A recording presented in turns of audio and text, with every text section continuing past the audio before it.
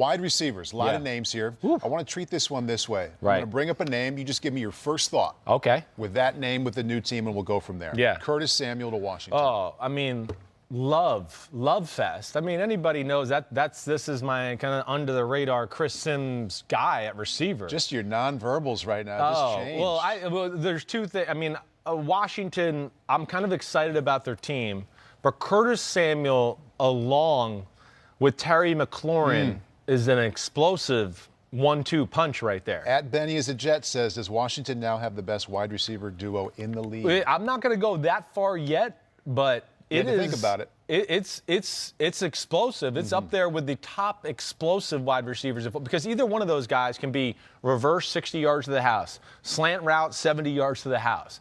They can do either one of those things, let alone, hey, don't forget, the Carolina Panthers coaching staff is in Washington now. The front office is too. They drafted Curtis Samuel. They know what he's all about. And I think, you're going to see Scott Turner do more of what he did in Carolina with some of the stuff with Cam and all that, where fake speed sweep, this guy going that way. I know it's Ryan Fitzpatrick, but it doesn't matter. You don't have to have a running quarterback to do those type of things anymore. You just want to create a little bit of a misdirection for a defense to take a wrong step. And, okay, there goes Curtis Samuel that way. We faked it to him. Oh, man, there's a hole on the backside now. Terry McLaurin's wide open for a slant. Good luck tackling him, guys. I think when you look at it that way, with the running back Gibson and their offensive line, I like where Washington's sitting as a football team. Yeah. I really do. And, Fitzpatrick, again, as long as he's not overly aggressive and crazy, he can still make some plays and play the game the right way and do a lot of positive things for your football team. And you're complimenting them with the focus on the offense right now. And clearly, I still think the best part of their team is the other side of the ball. No doubt. Right? I mean, that's why I don't think it's a huge deal. I don't think that's why they're not panicked about the quarterback situation. They're going, wait, Ryan Fitzpatrick's better than anybody we had last year. Yeah. So what? And now we've made the offense a little bit better. And they signed William Jackson at corner, who's another one of my guys. I mean, Curtis Samuel and William Jackson, those are my guys if you've been listening to me coming up to this, where I thought William Jackson would be the highest paid corner on the market. Right now he's sitting there at second.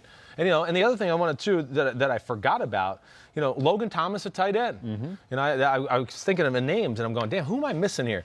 But Logan Thomas, him as a pass-catching tight end, along with those two receivers, and Antonio Gibson at running back, damn, that's a good crew right there. So I am Washington right now they're in the leader house. In the leader house for the NFC East, where I go, you're going to make me pick a team to win the NFC East this year, right now, this second. I'm going to take Washington. There aren't that many teams where you can look at them, the way they're built, both sides of the ball, and say, if the quarterback just does fine, they can be playing in January. Yes. How far they go in January is another thing. But right. That's a team that you should think about, or certainly can think about for the playoffs with a quarterback who's just pretty good. Yeah, right. Pretty good. That's exactly right. A.J. Green to the Cardinals. Ooh, got good value signing to me. A.J. Green's not the superstar he once was. A.J. Green's one of those guys I went back and watched a few clips of yesterday when he signed, because I was like, let me just go back and watch. Yeah. Because I overrated him going into the year last year. I made him a top 10 receiver. Yep, sorry, I messed that up. There's no doubt. Number 7, Pete says. Number 7. Yep, that was number bottom half of the top 7 10. For stupid. That's stupid. Yeah, they do. Yeah, they remember. But Robert Tunyon remembered. He got at me on social media. Okay, yes, I'm sorry. I should have had Devontae Adams somewhere through 6 through 10. All right, but the A.J. Green, the one thing I look at, there's still explosion and speed in his game, along with the size, and size is a skill. And Florio read a thing today, and you know me, I'm not a stats guy, but he read a thing on the show today going, there was a lot of targets thrown at him, and it only ended up in this many receptions. And that was one of the things I had prefaced with the saying going, if you really watch the tape, and this is where I'm getting back to my point, he was open a little bit more than I realized watching on TV or just keeping track of the year. Him and Joe Burrow just had a little issue connecting. There's a number of plays on tape where you go, whoa, A.J. Green beat the guy off the line of scrimmage. He's going down the right sideline for a big gain. Oh, Burrow underthrew it, or Burrow overthrew it, or Burrow. They just couldn't quite connect and get going that way. So I think with this offense, spreading the field, he's still a one-on-one mismatch for a lot of corners in football, and I think it fits well with what they're trying to do. The subtext question in Arizona then, what's it mean for Larry Fitzgerald? Yeah, I think that my heart of hearts wants to say it's over, that we won't see him unless he's willing to come back for a really low number, or maybe he wants to go somewhere else and just be some fourth receiver on a team that can contribute on a winner, maybe. But I feel like my heart of hearts are saying to me that it's over, and we've seen the last from the great Larry Fitzgerald. And now leaving Arizona. Yeah. Did you see Raising Arizona? Is the movie with River Phoenix? Was that? No. Raising Arizona was which one? Cage. Yes. John like Goodman. They lost a kid or something? Yeah. I kind of remember. Awesome. It's a long time ago, but I do remember it some night. Okay. Yeah. It's late 80s. Blast from the past, yeah. 1987, right. I was 7, but I kind of remember it. I don't think you'll think you wasted your time. Okay, John Brown to the Raiders. Yeah. Yes? No? I like it. I don't love it. You know, and first off, what did they sign? They signed him for, and I have it. I think I have it somewhere right here. I got it. Paid too much? No. It's. I got it right here. It's a $3.75 million deal. Okay. Right. I think that speaks to what he is right now. Yeah. You know, I think everybody gets a little excited with John Brown because they still remember his 40 time and his fast and all those things. No, it's nothing special. It's a reason Buffalo let him go. You know, and he's a smaller target, so he doesn't play through contact all that great. You know, but it's a good, round out our receiver roster. He can go in the slot. Yeah, I know. That's where it's a little bit weird to me. To me, that's where I look at the Raiders, and I still go, there's got to be another guy on that receiving core. Like whether that's a Juju. Like to me, they need a physical guy. I mean, straight production-wise, Aguilar to Brown is not the. No. Aguilar's a better player. It's not even close. Sure. It's not even close. I know. But most people, I think, when they think of it, because Aguilar had the bad press in Philadelphia, they probably think John Brown just came from the Bills. He's got to be good. Like no. It's not special anymore that way. But I do think he finds a role in that offense. He has a little slot value. Of course, he can run by people on the outside a little bit. And that makes sense for John Gruden the way he wants to run that offense. But I do think they need a Juju Smith-Schuster type, a dirty work guy. The guy who can go over the middle. The guy who, even when he's covered, can still catch the football. And that's, to me, what they don't have right now. And then maybe, they drafted the kid Edwards, right, from Carolina. I'm pretty sure it's South Carolina last year, Brian Edwards, who maybe he's that guy. That's what's tough, again, about some of these younger guys. I didn't get to see him in the preseason last year to really know what they're all about. But I think he has that capabilities from what I remember evaluating him in the draft last year. And maybe that's why they won't get in the Juju sweepstakes. Emmanuel Sanders to the Bills. Just good all-around, multi-purpose receiver. That's the days of huge explosive plays, they're done. But in that offense where, again, it's New England. They value route running. That's why Diggs and Cole Beasley are there. Sanders is a really good route runner. You saw that, and that's why the Saints and 49ers wanted him. They're route running coaches. That's what Sean Payton and Shanahan like. So he can do everything. He has just enough speed to still scare you with a post route over the top from time to time. But he's going to make his money for the most part if he's on the outside, running comebacks, running in cuts, running double move type things. But really he's more of a all-around good-sized slot receiver, too. That's really what he's all about. Kind of a luxury signing, too. The Bills didn't have to have another really good receiver, but if this works out, man, that's nice. It's nice. One of the things last year that bothered people, the Bills, they've surrounded Josh Allen with so much talent at receiver. Relax with that. That's a little overdoing it. No. Cole Beasley's good. Yeah, Diggs is awesome. But as we see, John Brown got $3.7 million on the open market. That doesn't say teams thought that film was awesome. Cole Beasley is a good underneath jerk route slot option, that type of guy. So Emmanuel Sanders, he'll do a lot of that, Wes Welker, Julian Edelman type stuff that they did too, and now you can't just pin it to one guy. Pete, let's go ahead and run that graphic of the notable free agent wide receivers that are still out there. Yeah. Getting us to Kenny Gallaudet. I know he visited the Giants, but those are the names. We talked about Juju, Gallaudet. That's probably going to happen, I was going to say any day, but probably any moments. Antonio Brown, T.Y. Hilton. Let's stay with Gallaudet. Yeah. What do you think? Well, What's happening Golladay, there? he's the prized possession of free agency at the wide receiver position. I mean, in all accounts, it looks like the receivers, I think overall, what you're seeing here, one theme is, their value isn't as great as what they thought in the open market. First off, receivers are coming out in the draft every year right now where you go, ooh, I just got done watching all the receivers in the draft for the most part. It's 2 years in a row that they've been really good. It's really, this year might not be as deep as last year. It's not as deep as last year, but there's still a lot of really good. And there's like 6, 7, 8 of them where you go, no, they're damn good. Like the first round receivers this year are every bit as good as the ones we saw last year. That's what I'll say. So, I think that hurts the value a little bit. But getting back to what we talked to the other day, really, I think receivers looked at it and go, like a guy like Gallaudet goes, wait, this guy was a free agent last year and he got this much money. So I'm just as good, or even if better, I should get a little bit more money. No, not in 2021 with the reduced salary cap. So that's changed it. And I think guys like him have overpriced themselves. I think that's what's going on with Juju, too, where they're expecting pre-pandemic, rise in money as far as what they're going to get contract-wise, and that's just not going to happen. So Golladay, hey, I know he's got an offer on the table from the Bengals. That would be awesome. Right. I mean, that would be great. You got Higgins on the outside, him on the outside, and Tyler Boyd working the middle. Woo, baby. Have fun covering that. Right. That's legit. The Giants make sense. The Giants need one other presence at receiver. Not to say it needs to be a superstar, but Golladay would make sense again. Now, you got Darius Slayton. You got Golladay on the outside. You got, Shepard and Ingram on the inside. Whoa, watch out. That gets scary right there. That's a pretty damn good group. But, the teams that I look at just right off the bat and go, well, teams that need receivers and have money, okay, the Jags, of course, I still look at them and go, it's a good receiving core, not great.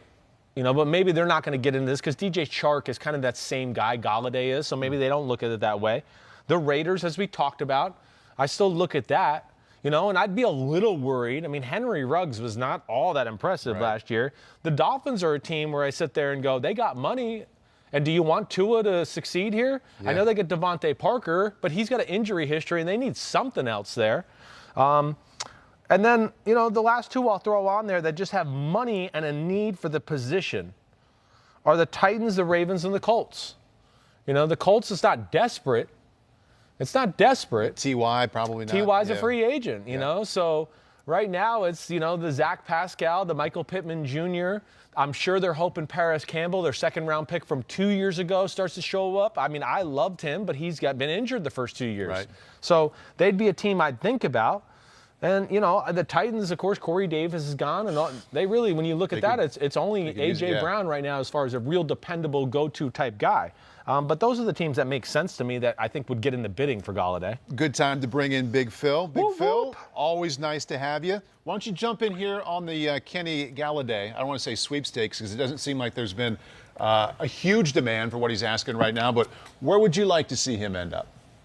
Oh, where I would like to see him, that's a good question. I don't think it'll be Jacksonville just because that was the first thing. I think they got some sneaky receivers down there. Yeah. They're good enough. They're looking to build a team. I don't think and I don't look at them as a team. Let's go out right now and spend big money on a player like that. Right. This is a year to rebuild the infrastructure of your football team. I think that's what they're doing. They've had a lot of action in free agency. Christopher and Paul, running backs, their value went down years ago because we know short shelf life, all the punishment, everything. As Bill Belichick once said to me, if I got a nicked-up running back, he doesn't play. And I go, why? Because it's a car wreck. And you need guys 100% healthy, ready to run up in there. And wide receivers, there's so many good ones. And there's so much going on the offensive side that, in other words, you can help them even more than ever with motions and formations and spreading the field. I guess the big point is I think the value of wide receivers is going to go down. No doubt. I do. Yeah. So it's, Golladay, I think you make a great point, Christopher and Paul, that the Giants do need another real person out there to help their football team to even it out. Right. And it wouldn't surprise me. I know they're interested in him. just like I just looked at my phone, Juju Smith talking to the Jets. Yeah. So that makes sense too. It does. That would just, kind of fit in from what they've done, and it wouldn't surprise me if both of these deals go down. We see those two guys both come to New York. Yeah, I wouldn't either. The Jets have always been pegged to Juju a little bit. Mm-hmm. You got Corey Davis, who could kind of be your outside guy, running routes, got enough speed to scare you deep, even though it's not like a burner. And now Juju, and this is what I do. This is where again, we got to remember who we're talking about. Saleh and Mike LaFleur. Juju can be the Deebo Samuel of the group. Hey, he run blocks. Hey, he catches slants over the middle off our quick play action passes and runs like his ass is on fire, and he's fearless with people hitting him and doing those type of things. He has a physical presence to his game, and I think that the Jets and what they're going to do on offense, that would make sense. Well, both of those wide receivers, Corey Davis and Juju, both are thick, big guys, I think, when you look at them. Corey Davis, listen, drafted high. I never saw it when he came out. Yeah. I just go, wow.